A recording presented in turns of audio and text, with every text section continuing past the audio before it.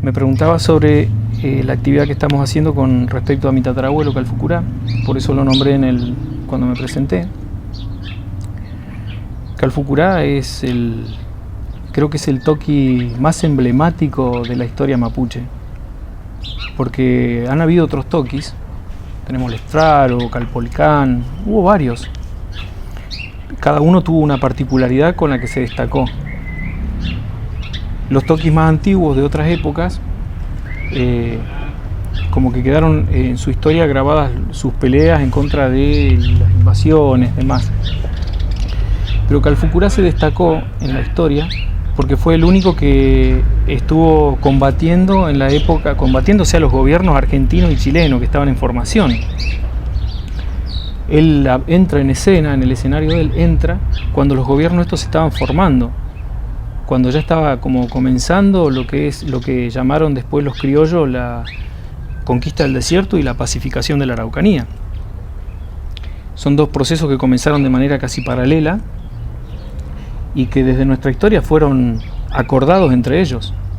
No es que el criollo argentino y el criollo chileno, cada uno por su lado, decidió hacerlo, sino que ambos decidieron hacerlo como para quitar del camino, despejar todos los pueblos originarios que se encontraban en el territorio. Entonces Calfucurá en ese contexto aparece en escenario, revalidando los derechos de la nación mapuche, y a su vez hace cosas que por ahí no se conocen mucho, pero él fue libertador de varios pueblos que estaban encerrados. Había campos de concentración. Así como nosotros hoy nos espantamos de los campos de concentración judíos, en aquellos tiempos había campos de concentración en distintos lugares del territorio, de lo que es la Patagonia actual, y más hacia la zona de la Pampa también, la Pampa húmeda. Por ejemplo, ahora me acuerdo, me viene a la cabeza, en la zona de 25 de Mayo había un fortín que no recuerdo cómo se llamaba, en el que tenían al prisionero alrededor de 3.000 originarios. Los tenían esclavizados, ¿no? Hacinados, como en todo campo de concentración. Y había un ejército que custodiaba eso. Y Calfucurá, en uno de sus pasos por ese lugar, que pasa cercano a eso, y tomando conocimiento de que había toda esa gente tomada como esclavo ahí adentro, encerrado, se apersona con uno de sus equipos de sus coná, de sus calfucurache, y los libera. O sea, abate al ejército ese que custodiaba y libera alrededor de 3.000 personas. No había solamente mapuche ahí. Ahí tenías Aymará, Huichi, Tobas, que venían del norte y que los traían porque los alejaban de los espacios de ellos territoriales, donde no pudieran seguir desenvolviéndose de manera cultural. En este tipo de invasiones la idea ¿cuál es? Cortar las raíces. Entonces te tienen que separar de tus hijos, de tus padres, para que vos no tengas historia, cambiar del nombre, que es lo que todavía pasa. Y él liberó muchas personas ahí. Algunos de esos lo siguieron, lo acompañaron, se unieron a esas tropas que él tenía, se unieron a ese movimiento logístico que él tenía, porque iba con familias completas que se movilizaban con él. Y otros escaparon tratando de volver a sus hogares, que eran hacia el norte la mayoría. De esas liberaciones hizo muchas que yo no sé si todas figuran en la historia. Por eso creo que es importante para nosotros como pueblo o nación mapuche reivindicar actos como eso, de personas así. En este momento reivindicar a Calfucurá por este tipo de actos. Fue un personaje único, una persona que se destacó en lo que es la estrategia militar, se destacó en lo que es los pactos que hacía con los gobiernos, establecía convenios, o sea que se sabía desenvolver políticamente y militarmente. Por eso creo que es importante que figure en la historia, no solo en la historia de nuestra nación mapuche, sino en la historia de Argentina y Chile, porque también construyó lo que hoy tenemos. Nosotros como mapuche construimos lo que hoy hay, no solamente el criollo o el inmigrante o el europeo o el que lo llamen como lo llamen. Nosotros también construimos. Y hoy por hoy esa historia es bueno que se sepa, que se conozca. Hay muchísimas más cosas sobre él de las que podríamos hablar y contar. Seguro se nos van a escapar montones. Por eso está bueno que hoy por hoy empiece a visibilizarse esto y que haya historiadores que tal vez no son, si bien no son mapuches, retoman este conocimiento y comienzan a transmitirlo. A veces el problema que tiene eso es que es desde la óptica no mapuche, y desde el mundo no mapuche las cosas se ven distintas. Por ejemplo, yo leía la edad que le calculan, porque ellos no pueden entender que una persona tenga alrededor de 140 años cuando decide partir o cuando le toca partir. Y Calfucurá tenía poco más de 140 años, casi 150 años cuando murió. Eso es lo que ellos no entienden. Entonces acomodan y ordenan la fecha de tal manera que sea óptimo para el entendimiento desde la óptica no mapuche. Para nosotros es posible. Después hay otras cosas, como se habla de la parte como mística, de él era una persona muy místico, esa es la palabra. Tenía como, dicen que entre tantas de las cosas que había, se lo conoce porque dice que tenía dos corazones que palpitaban dentro suyo. Eso dice que le daba una energía vital que era exacerbada para un ser humano normal. Algunos atribuyen esos dos corazones a la presencia de su Nehuen, el Nehuen que lo tenía físicamente. Nosotros, nuestro Nehuen, vos, Gustavo, yo, tenemos nuestro Nehuen que sabemos que es nuestro espíritu. Hay gente que tiene el Nehuen en el manque, entonces cuando hace su ceremonia o en algún momento de su vida que lo está necesitando, aparece ese manque dando vueltas y le recuerda cosas, o le da un poder especial, le da la sabiduría que necesita, o le da tal vez la fuerza que está necesitando, ¿no? Hay otros que el poder lo encuentran en el lago, ese Nehuen.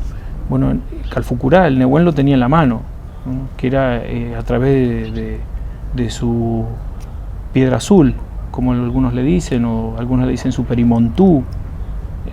Han encontrado distintos nombres para nombrarlo.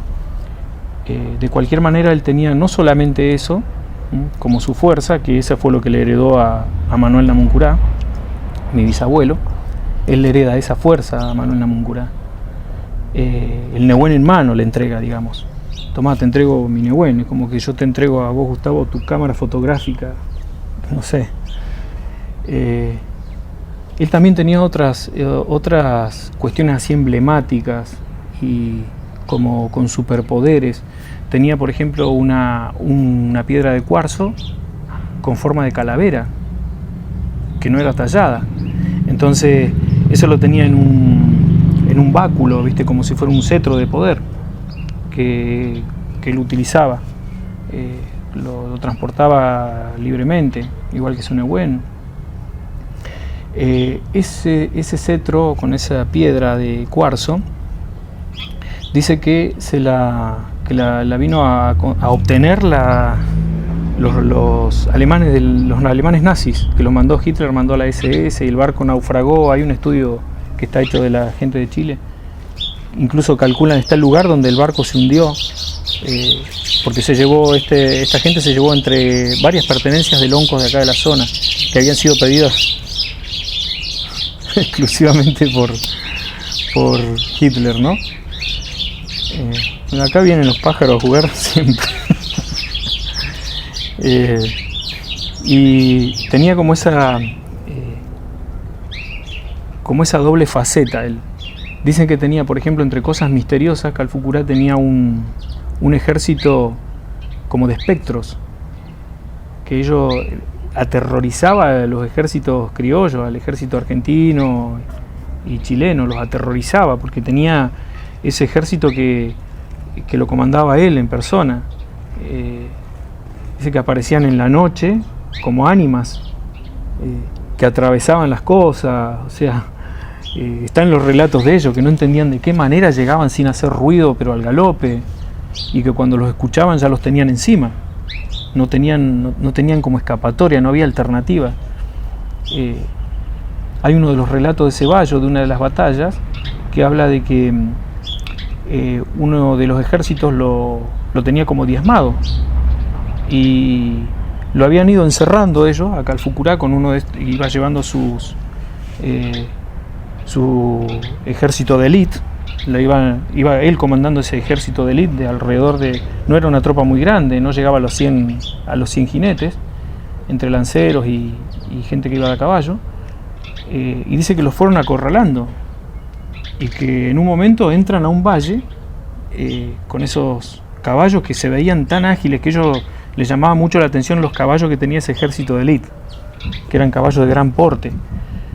No sabían de dónde, de qué raza eran. Lo nombra él, ¿viste?, en sus relatos.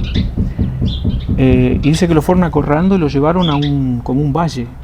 Y cuando entran a ese valle y se meten toda la tropa esta, como lo vieron acorralado y encerrado en ese valle, se meten para capturarlo y matar a todos, ¿no?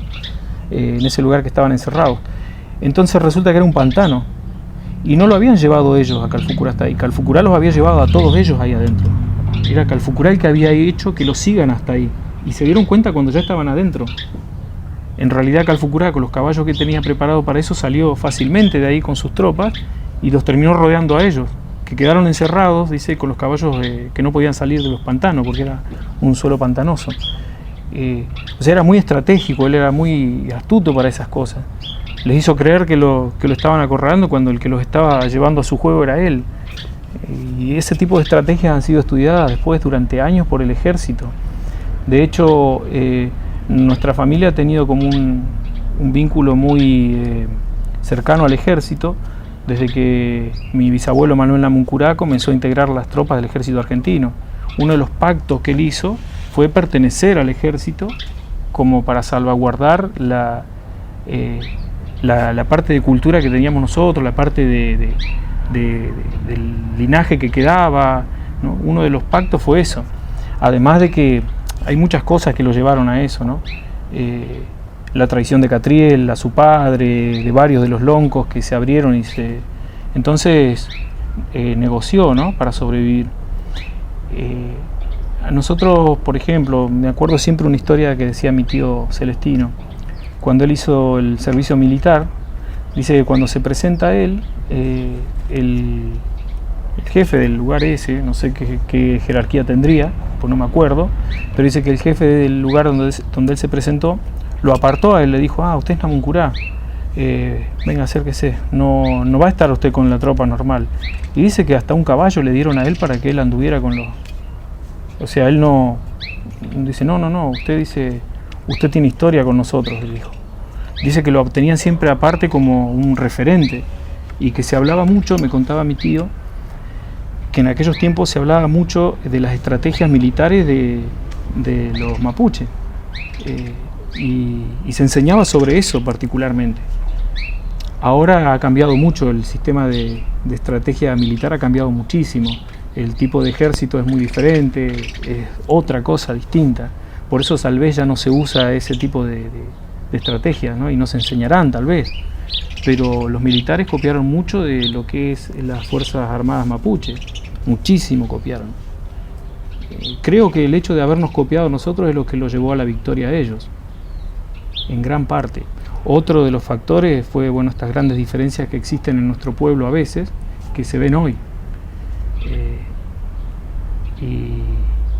Y eso lleva a que como que el enemigo te consuma. Por eso considero que Calfucurá, que es como un motor de todo esto, y hoy por hoy es un combustible en los mapuches, muchos mapuches de nuestra nación se sienten identificados con ese poder de él de lucha, con ese misticismo. Es como que Calfucurá puede estar en cualquier lugar.